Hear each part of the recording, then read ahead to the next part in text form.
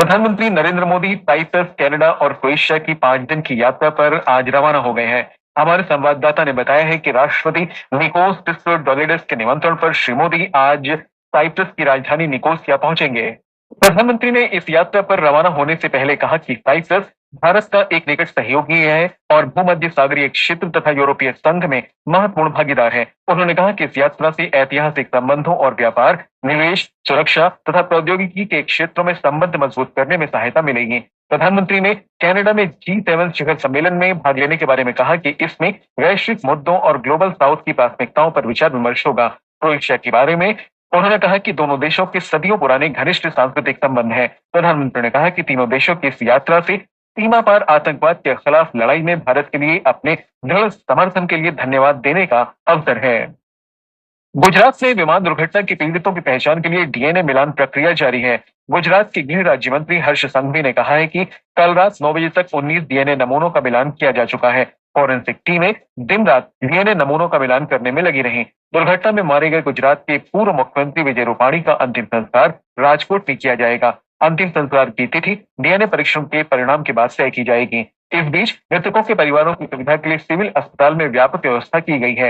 Ahmedabad civil अस्पताल के अधीक्षक डॉक्टर राकेश जोशी ने कहा कि प्रत्येक पीड़ित के लिए एक अलग टीम आवंटित की गई है। भारतीय अंतरिक्ष यात्री शुभांशु शुक्ला को अंतर्राष्ट्रीय अंतरिक्ष स्टेशन भेजने के बहुप्रतीक्षित एक्सियोम 4 मिशन की नई तारीख 19 जून निर्धारित की गई है। इस मिशन में तकनीकी खामियों के कारण देरी हुई थी और अब उनका समाधान कर दिया गया है। भारतीय अंतरिक्ष अनुसंधान संगठन इसरो, एक्सियोम स्पेस और स्पेस एक्स के बीच बैठक में यह पुष्टि की गई कि फॉल्कन 9 प्रक्षेपण वाहन में आए तरल ऑक्सीजन रिसाव की समस्या को हल कर लिया गया है। यह रिसाव नियमित पूर्व प्रक्षेपण निरीक्षण के दौरान पता चला था और इसके कारण 11 जून को होने वाला प्रक्षेपण स्थगित कर दिया गया था। यह मिशन भारत के लिए बहुत महत्वपूर्ण है। मिशन सफल होने पर शुभांशु शुक्ला अंतर्राष्ट्रीय अंतरिक्ष स्टेशन की यात्रा करने वाले पहले और 1984 में अंतरिक्ष जाने वाले राकेश शर्मा के बाद दूसरे भारतीय बन जाएंगे। इस मिशन को भारत के अपने गगनयान कार्यक्रम के लिए महत्वपूर्ण तैयारी के रूप में देखा जा रहा है। इसका उद्देश्य स्वदेशी तकनीक का उपयोग करके भारतीय अंतरिक्ष यात्रियों को अंतरिक्ष में भेजना है।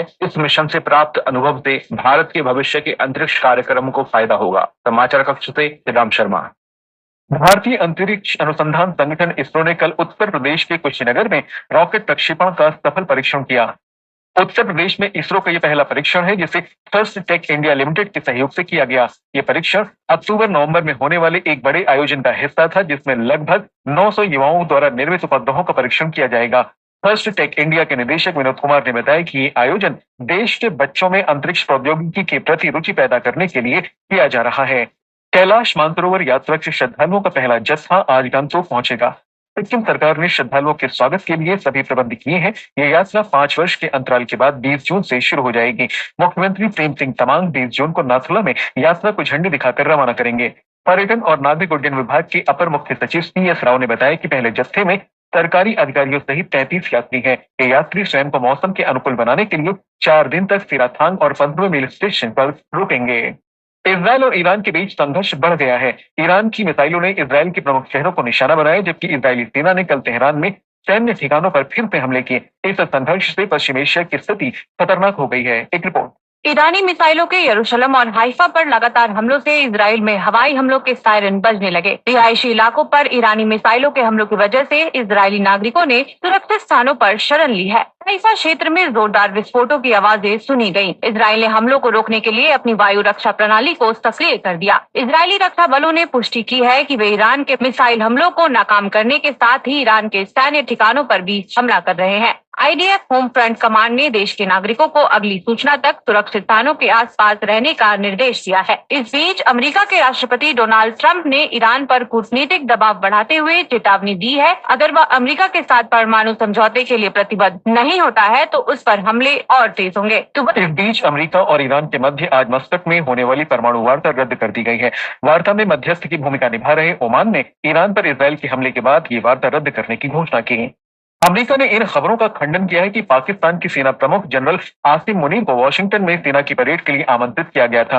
अमेरिका ने इन खबरों को फर्जी बताया है। इस फर्जी खबर के खुलासे को पाकिस्तान की कूटनीतिक असफलता के रूप में देखा जा रहा है।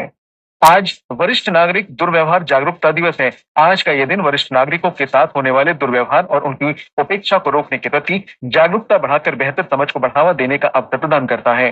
राष्ट्रीय राजधानी में आज सुबह तेज हवाओं के साथ वर्षा हुई। बारिश से दिल्ली में तापमान में गिरावट आई और लोगों को भीषण गर्मी से राहत मिली। मौसम विभाग के अनुसार सुबह के समय राष्ट्रीय राजधानी में 80 से 100 किलोमीटर प्रति घंटे की रफ्तार से तेज हवाएं चलने और बारिश के कारण यातायात बाधित हुआ है। भारतीय क्रिकेट कंट्रोल बोर्ड ने बेंगलुरु में रॉयल चैलेंजर्स बेंगलुरु की आईपीएल जीत के जश्न के दौरान हुई घटनाओं को रोकने के लिए व्यापक दिशा निर्देश तैयार करने के लिए एक समिति का गठन किया है।